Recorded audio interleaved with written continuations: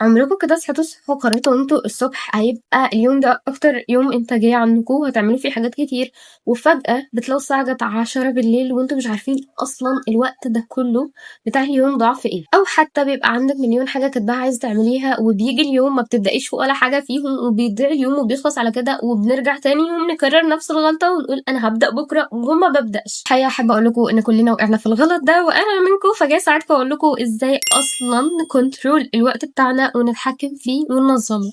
يا كيتي ديش، انتوا عاملين ايه؟ يا رب تكونوا بخير. مين عايزة تقطع كتير منكم في الدي امز كان بيبعت لي ان هو ازاي بنظم وقتي، ازاي اصلا انا بشتغل وكمان بشتغل اكتر من حاجه في نفس الوقت، وفي نفس الوقت انا بصور كونتنت على اليوتيوب كمان، وعارفه ان انا اهتم شويه بيه وانا مش قوي، بس عارفه ان انا انظم ده. في الفيديو ده انا هساعدكم تنظموا الوقت مع دراستكم، تنظموا الوقت مع اي حاجه تانية بتعملوها في حياتكم، بحيث تنظموا وقتكم انك تلاقوا وقت للشغل، تلاقوا وقت للمذاكره، وتلاقوا وقت للعيله، وكمان تلاقوا وقت لنفسكم. اوكي الفيديو ده هيبقى متقسم على بارتات، كل بارت هنبقى بنناقش فيه مشكله معينه اصلا معطلانه عن تنظيم الوقت. وانتم من الناس العشوائيه اللي لسه مش منظمه، الفيديو ده ليكم، فما تنسوش تعملوا لايك، سبسكرايب، شير للفيديو لحد انتوا عارفين ان الفيديو ده يهمه وهيحبوه جدا. يلا بينا تعالوا ازاي اقول لكم ننظم وقتنا ازاي. نيجي الاول لبارت 1، اعرفوا وقتكم بيضيع في ايه. يعني انتوا صحيتوا الصبح وبعد كده فجأة انتوا كنتوا الصبح وهتعملوا شوية حاجات ومسكتوا الموبايل شوية، فمن الصبح تحول فجأة لبالليل وما عملتوش ولا اي حاجة في اليوم. فلازم نعرف اصلا الوقت اللي بيضيع على الموبايل ده ضايع في ايه تحديدا، وده قبل ما اقول لكم تنظموا جدولكم وتعملوا تو دو ليست وكل الكلام ده كله. لازم اصلا نعرف الوقت الضايع ده ضاع في ايه، لان اوقات كتير بنقعد نقول لا انا ما عنديش وقت لكذا، ما عنديش وقت لكذا، بس احنا لو بصينا لليوم احنا عندنا وقت لحاجات كتير، بس الوقت ده ضايع في حاجات صغيره قد كده. هي بالنسبه لنا صغيره بس هي ممكن تكون كبيره قد كده، زي انستجرام، تيك توك، نوتيفيكيشن ملهاش لازمه، يوتيوب، او حتى نمسك الموبايل احنا بس بنسكرول. فبالتالي في 5 دقايق ضاعوا هنا، 10 دقايق ضاعوا هناك، عدى الوقت بقى ساعه، وهكذا. فجربوا لمده يوم واحد بس تراقبوا نفسكم وتعرفوا بالظبط الوقت ده ضاع في ايه، وتعالجوا الموضوع. هتعالجوا الموضوع بانكم تمسحوا الحاجه اللي مسببه لكم تضييع وقت ولو لفتره صغيره. انا عارفه انه مستحيل اتخلى عن حاجه زي الفيسبوك او الانستجرام او اي ابلكيشن من الابلكيشنات اللي انا بستخدمها، بس انتوا هتمسحوه لمده صغيره، تحاولوا تاقلموا نفسكم ان الحاجه دي مش موجوده لوقت معين، عشان لما ترجعوا تستخدموها بشكل قليل. فانا في ناس ممكن ترجع تستخدمها بشكل اوحش من الاول، فعشان كده ممكن تعملوا تايمر، وفي ابلكيشنات كتير بتساعد على ده دلوقتي. رقم 2، اعملي برين دامب، وهو انك بتفضي دماغك من الحاجات اللي انت عايزه تعمليها عامه طول اليوم. مش بتعملي تو دو ليست، انت دلوقتي مش بتنظمي حاجه، انت بس بتفضي دماغك، من كل حاجه وكل افكار فيها. هتذاكري، هتنزلي، هتعملي حاجه معينه، هتتعلمي هوايه، هتتعلمي لغه، كل ده هتبداي ان انت تنزليه ترتبيه بس كده في نوت، بحيث ان انت بس تفضي دماغك ايه كل اللي فيها ده، عشان دماغك طول ما هي فيها دوشه وفيها مليون حاجه عايزه تعمليها من غير ما انت شايفاهم قدامك مش هتعملي ولا اي حاجه من الحاجات اللي في دماغك دي. فانت فضي كل اللي في دماغك في الورقه، سواء كنت عايزه تذاكري، تكتبي حاجه معينه، تخرجي، تعملي رياضه، تخلصي حاجه متاخره بقالك كتير ما خلصتيهاش، او تنفذي مهمه عليكي في البيت، او ترتبي حتى الاوضه. كل ده اكتبيه، فضيه. حاجه بتخلي البني ادم متوتر هو مش كميه المهام اللي عليه او المطلوبه منه، لا، ان هو ممكن ينسى حاجه في وسط المهام دي، والحاجه دي ممكن تكون صغيره. فعشان كده وتتجنبي كل التوتر ده، انت ممكن تفضي بس كل ده في نوت عشان ترتاحي تلقائيا. اول ما تفضي كل ده في نوت هتلاقي ان دماغك بدات تهدى وتهبط، وخلاص تنسي كل ان انت خلاص انت دماغك دلوقتي فاضيه، ما فيهاش اي حاجه، انت شايفه كل حاجه عايزه تعمليها قدامك، مفيش اي حاجه ناسياها.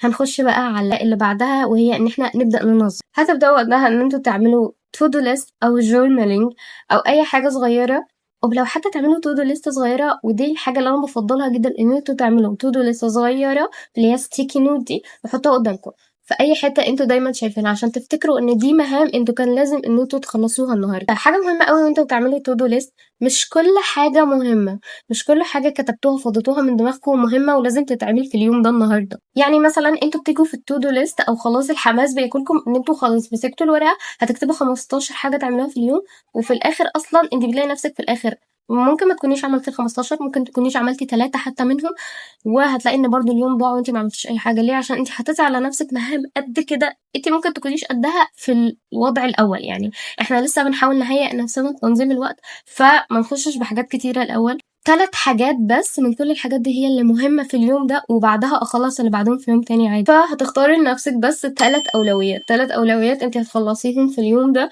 ال3 أولويات دول هتسألي نفسِك إيه ال3 حاجات اللي أنا لو عملتهم هاحس إن أنا أنجزت كتير في اليوم ده. مثلًا لو أنا عندي مذاكرة وهارتّب الأوضة وهاقرأ 50 صفحة من كتاب، ممكن يكونوا دول ال3 أولويات اللي عندِك، فأنتِ هتكتبيهم تنجزيهم النهارده، وأنا شايفة إن ده بالنسبة لي إنجاز إن أنتِ تعملي 3 مهمات في يوم، ده غير الحاجات التانية الروتينية اللي بتكون موجودة في يومِك، يعني أنتِ يومِك أصلًا ما بيبقاش فاضي. فافتكري دايمًا إن بلاش زحمة كتير، خلّي دايمًا الموضوع صغير وقد كده عشان طاقتِك ونفسيتِك.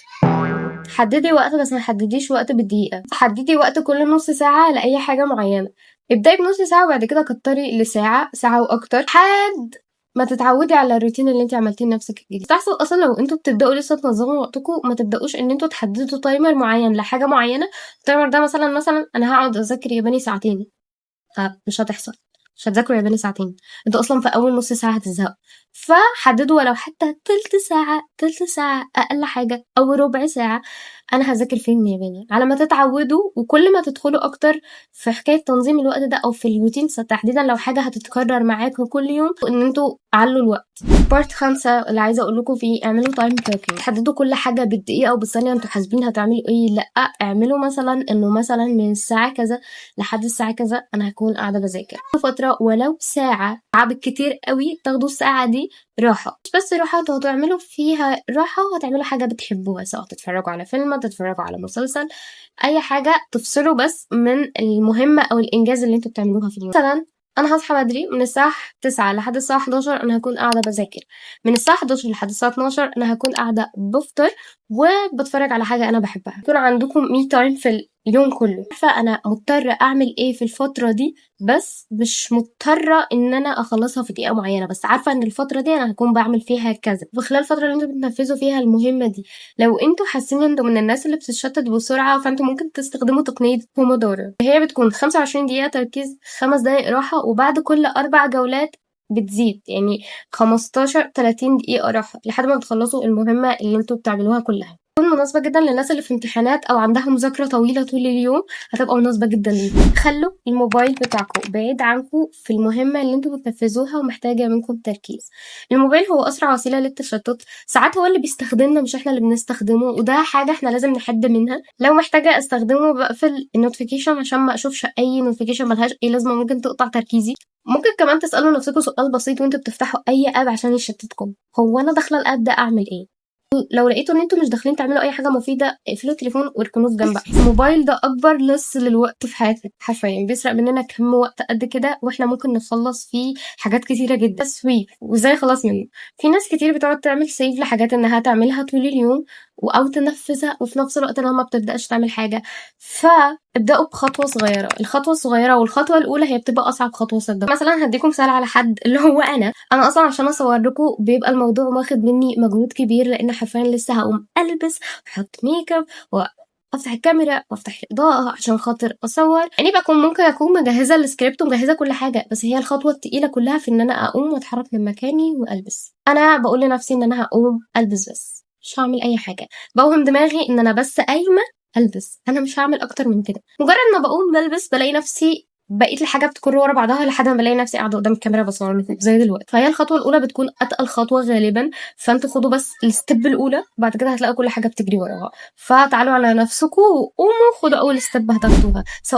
بارت 7 والحاجة اللي عايزة اتكلم معاكم فيها ان الراحة مش تضييع وقت، ان انتوا ترتاحوا وتاخدوا راحة من الحاجة اللي انتوا كنتوا بتعملوها مش تضييع وقت.